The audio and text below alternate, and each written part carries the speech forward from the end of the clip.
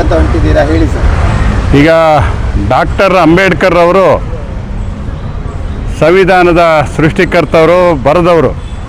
Doctor Ambedkar ಅವರು ಈ ದೇಶದಲ್ಲಿ ಹುಟ್ಟದೇ ಇದ್ದರೆ ಈ ದೇಶ ನೀಗ್ರೋಗಳ ದೇಶದಂಗೆ, ದಕ್ಷಿಣ ಆಫ್ರಿಕಾದಂಗೆ ಅಥವಾ ಆದಿವಾಸಿಗಳು ಮತ್ತು ಸೊಮಾಲಿಯಾದಲ್ಲಿ ಮನುಷ್ಯರನ್ನೇ ತಿಂತಕ್ಕಂಥ ವ್ಯವಸ್ಥೆ ಇರತಕ್ಕಂಥ ದೇಶ ಆಗಿ ಪರಿಣಮಿಸ್ತಿತ್ತು. ಡಾಕ್ಟರ್ ಅಂಬೇಡ್ಕರ್ ಅವರು ಈ ದೇಶದಲ್ಲಿ ಎಲ್ಲರಿಗೂ ಮೂಲಭೂತ ಹಕ್ಕು ಮತ್ತು ಸಾಮಾಜಿಕ ಸಮಾನತೆ, ಆರ್ಥಿಕ ಶೈಕ್ಷಣಿಕ ಸಮಾನತೆಗೋಸ್ಕರ ಸಂವಿಧಾನವನ್ನು ಬರೆದರು. ಆದರೆ ಇವತ್ತು ಸಂವಿಧಾನ ಬರೆದು 75 ವರ್ಷಗಳಾದರೂ ಸಹ ಇವತ್ತು ಸಂವಿಧಾನ ರಚನೆಯಾಗಿ ನಮ್ಮದೇ ಆದಂಥ ಸ್ವಾತಂತ್ರ್ಯ ದೇಶ ಆಗಿದ್ರೂ ಸಹ ನಮ್ಮ ದೇಶದಲ್ಲಿ ಮೂಲಭೂತ ಹಕ್ಕುಗಳಿಗೆ ಇವತ್ತು ಭಂಗ ಬಂದಿದೆ. ದುಡಿಯೋ ವರ್ಗದವ್ರನ್ನ ಅತ್ಯಂತ ಹೀನವಾಗಿ ಇವತ್ತು ಆಡಳಿತ ವ್ಯವಸ್ಥೆ, ಅದು ಕೇಂದ್ರ ಸರ್ಕಾರ ಇರ್ಬೋದು, ರಾಜ್ಯ ಸರ್ಕಾರ ಇರ್ಬೋದು, ಜನಸಾಮಾನ್ಯರು, ರೈತರು, ದುಡಿಯೋ ವರ್ಗ, ಕಾರ್ಮಿಕರ ವಿರೋಧಿ ವ್ಯವಸ್ಥೆ ಆಗಿದೆ. ಇವತ್ತು ದುಡಿತಕ್ಕಂಥ ಜನಕ್ಕೆ ಏನು ಪ್ರತಿಫಲ ಸಿಗಬೇಕೋ ಅದು ಸಿಕ್ಕಿಲ್ಲ. ಇವತ್ತು ಸಹ ಪೂರ್ಣವಾಗಿ ಅಸ್ಪೃಶ್ಯತೆ, ಜಾತೀಯತೆ ನಿರ್ಮೂಲನ ಆಗಿಲ್ಲ. ಇವತ್ತು ಒಬ್ಬರು ಧರ್ಮಾಧಾರಿತ ದೇಶದಲ್ಲಿ ಧರ್ಮಾಧಾರಿತ ರಾಜಕೀಯ ವ್ಯವಸ್ಥೆ ಆಡಳಿತ ತರಬೇಕು ಅಂದರೆ ಇನ್ನು ಕೆಲವರು ಮೆಜಾರಿಟಿ ಜಾತಿ ವ್ಯವಸ್ಥೆ ಇರ್ತಕ್ಕಂಥವ್ರು ಆಡಳಿತ ಇರಬೇಕು ಅಂತ ಹೇಳಿ ಕಚ್ಚಾಡ್ತಕ್ಕಂಥ ಹೀನ ಪರಿಸ್ಥಿತಿ ಇವತ್ತು ದೇಶದಲ್ಲಿ ಬಂದಿದೆ. ಇವತ್ತು ರಾಜೀವ್ ಗಾಂಧಿಯವರು ಪ್ರಧಾನಿಯಾಗಿದ್ದಾಗ ಸಂವಿಧಾನದ 73-74ನೇ ಕಲಮಿಗೆ ತಿದ್ದುಪಡಿ ತಂದರು.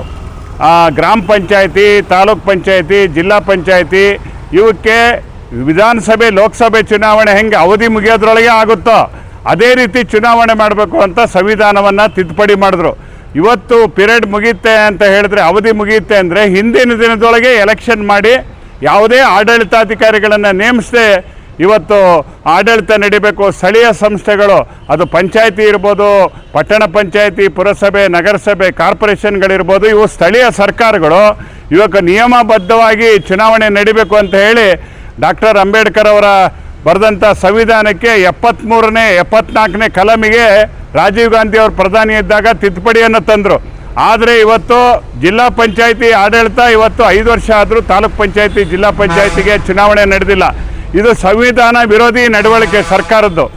2.5 ವರ್ಷ BJP ಸರ್ಕಾರ, BJP ಪಕ್ಷ ಸರ್ಕಾರ ಇತ್ತು, 2.5 ವರ್ಷ ಕಾಂಗ್ರೆಸ್ ಸರ್ಕಾರ ಆಯಿತು.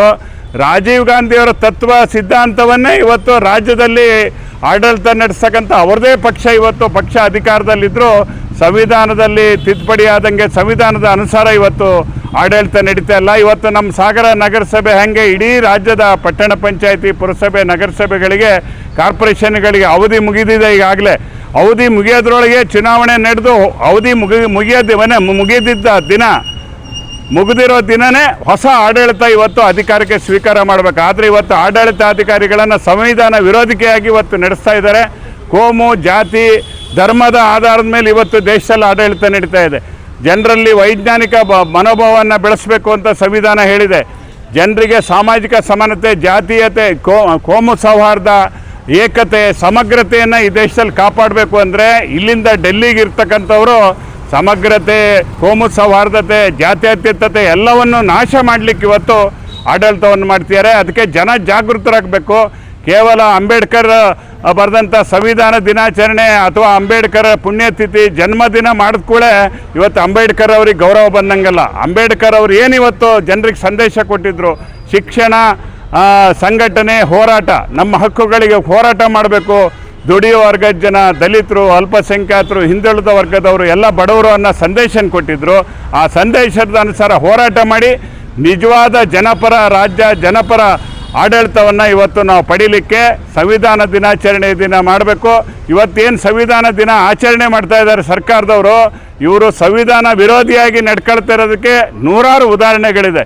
ಇನ್ನಾದರೂ ಸಂವಿಧಾನದ ಅನುಸಾರ ಜನರಿಗೆ ಸಿಗಬೇಕಾದ ಹಕ್ಕುಗಳನ್ನು ಕೊಡಲಿ ಅಂತ ಹೇಳಿ ನಾನು ಆಗ್ರಹಪಡಿಸ್ತೇನೆ.